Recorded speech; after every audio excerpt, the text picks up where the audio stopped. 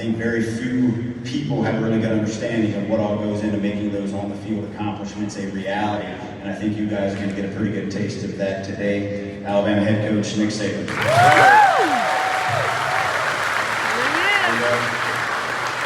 Thank you. First of all, I want to welcome you. I think it speaks volumes of who you are to spend a Saturday to come here to try to improve yourself, the value that you have that would create value for you individually, but also how you can contribute to your team in a more positive way. I think that's one of the things that make football such a great game.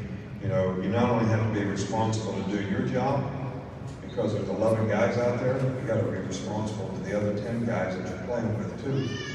And you know, one of the things that I always talk to our players about, and I think with big guys, but you guys are all big guys, you're playing O-line, D-line, you're all big guys, is there's three intangible things that I think are really, really important and take no ability that you really need to focus and challenge yourself on.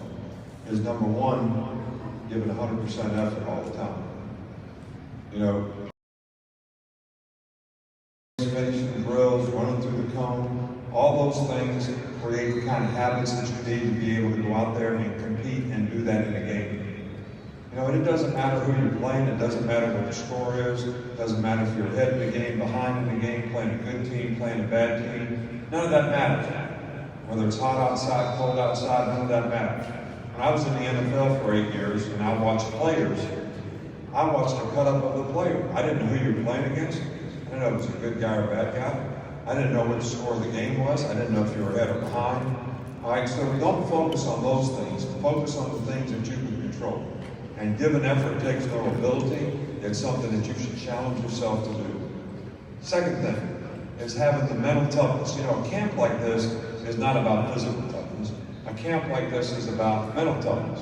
We're going to push you, we're going to coach you hard, we're going to try to get you to do the things you need to do to finish plays, but can you mentally sustain? Can you stay focused on doing those things over and over and over and have the mental toughness to sustain that kind of focus and that kind of intensity to be able to continue to do that, which is what you have to do in football in a game. And it takes no ability to do that. That's a choice that you make. And then the third thing is can you do your job? Do you know when you're supposed to slant to the right, block to the left, take inside zone footwork if you're an offensive lineman, or whatever it is, so you have the best opportunity to be able to succeed. Knowing what to do, knowing how to do it, knowing why it's important to do it that way. None of these things take any ability. It doesn't take ability to give effort, it doesn't take ability to sustain, have the mental toughness to sustain, it doesn't take any ability to be conscientious, to know what you're supposed to do, how you're supposed to do it, why it's important to do it that way. But there is a prerequisite for it, and that's you got to be in great condition. If you're not in great condition, none of these things are going to happen. When are you going to load? When you're tired. You're not going to finish plays when you get tired. You're going to give in. Mentally, when are you going to make mistakes? When you're tired. If you're not in condition, you can't sustain. The mental toughness will break down and you can't sustain. So you've got to be someone who's committed to getting yourself in great condition so that you can sustain, so that you can give effort, so you can be responsible to yourself and your teammates to do your job. Look, I'm using this word commitment. Let's talk about goals. What are your goals and aspirations for what you want to accomplish as a football player, as a person, and as a student? Those are all things that every one of you guys should be thinking about. So you got to have goals and aspirations. If you don't know what you want to do, how can you commit to doing anything? Amen. That's right. As well as you're capable of. The second thing you got to understand is what do you have to do to accomplish those goals and aspirations? That's called process. Process is a definition of what I have to do to accomplish the goal that I have.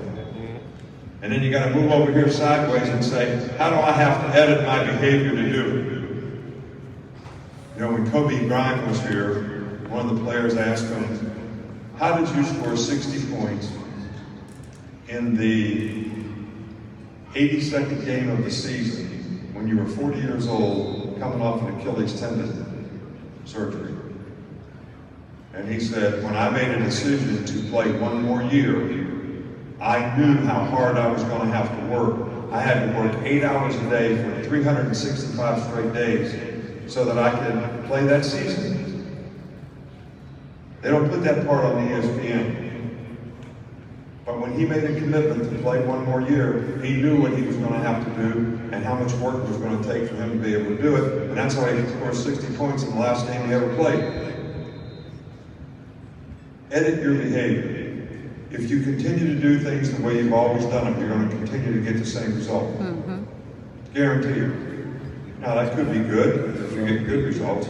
But if you have the ability to self-assess, you know what that means? Evaluate what you did. And don't protect yourself. Make a determination. Here's things I need to improve on. Here's things I need to work on. You'll be more willing to take coaching, you'll be more willing to take teaching, and you'll actually improve because you know you need to get better. And then the last part of this is you got to have the discipline to execute it every day. So I'm sure your coach has some sign up in the locker room that says discipline is due, what you're supposed to do, when you're supposed to do it, the way it's supposed to get done, do the right thing, the right way, the right time, all the time.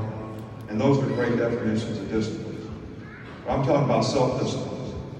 Every guy here makes hundreds of decisions every day that comes down to 2 questions. Here's something I know I'm supposed to do that I really don't want to do. Can you make yourself do it? I don't care if your mom tells you to take out the garbage. You're supposed to do it, you're going to do it or not, whether you feel like doing it or not. Here's something I know I'm supposed to do that I really don't want to do. Can you make yourself do it? Over here, there's something you know you're damn well not supposed to do, and you want to do it. Can you keep yourself from it? We make hundreds of decisions every day that come down to those 2 questions, and it starts as soon as the clock goes off in the morning. I don't feel like getting up. I don't feel like going to school. I got a quiz. You're going or not? You don't feel like practicing today. Like some of you guys, I can see by looking at you, you got weight issues. Why do you have weight issues? You don't have enough self-discipline to make the right kind of choices and decisions about how you take care of your body, what you do, how you get in condition to be able to sustain and play. There's no disrespect. If I wanted to lose 10 pounds, that's my goal. Slim Fast tells me what to do every day. When do I fail? When I eat pie and ice cream, which is 3 days. So everybody's got to have the self-discipline to not do what you feel like doing, but choose to do the things you need to do to accomplish the goals you have. And if you want to be successful, that's something that you're going to have to do. So look, every one of you guys has a team that you play on. And every one of you have a coach that establishes the principles and values that are important to your team and your success. And you have to buy into those. You have to trust in those and you have to respect those. Because it's the only way you're going to have any team chemistry is if everybody on the team does that. And you're also going to have to respect and trust your teammates. So if you want to have a good team, make sure you're doing that. The second thing you need to make sure of is you're being positive. Nobody likes negative people, man. Nobody likes people who've got their head down. It's energy vampires, man. I take everybody's energy around you. You need to be positive, uplifting, setting a good example, being somebody that somebody can emulate, care enough about somebody else to help them for their benefit. That's going to help your team and that's going to help you. That's right. And then you have to be responsible for your own self-determination. Yep. You know, you're never going to have a job, whether it's on your team or in your community, where somebody doesn't define a standard and an expectation, and you have to live up to it. And if you can't do that, they're going to fire you and get somebody else. So don't look over your shoulder like it's somebody else's fault. Take responsibility for what you're supposed to do. Be accountable for what you're supposed to do. Don't look for an easy way. Because you need to have the character to make the right choices and decisions, which requires you to have resiliency and perseverance to be able to overcome adversity. You can never have any great victories in your life if you can't overcome adversity. The adversity is what makes it a great victory. And then the last thing you need to do is have pride in performance, which means what? I'm going to be the best I can be at what I choose to do. And you know, I always say this, Martin Luther King sermon to our players every time we come to fall camp. you know, in August, because I wanted to think about this. Like, the sermon goes this way. There's only one guy in a green stamp store in Montgomery, Alabama that I'd let shine my shoes. Because of the pride and performance that guy has in shining shoes. Wants to do it the best he can do you, to please you the best he can please you. And the smile he gets on his face when you tell him he did a good job. And then he goes on to say, if you want to be a street sweeper, be the best street sweeper there ever was. Sweep the streets like Michelangelo painted the Sistine Chapel, like Shakespeare wrote literature. Let him put a sign up that says the best street sweeper in the world lives right here. And if you can do that, you accomplish the best there is in life. Knowing you did your best to be the best you could be, no matter what you choose to do. So all you guys want to be happy, right? You want to be happy. Everybody wants to be happy. You want to be happy in your life? Do what I just said. Pick something and go make a commitment to being the best you can be at. It doesn't have to be football. It could be school. It could be being an engineer someday. It could be a welder. It could be whatever you want it to be.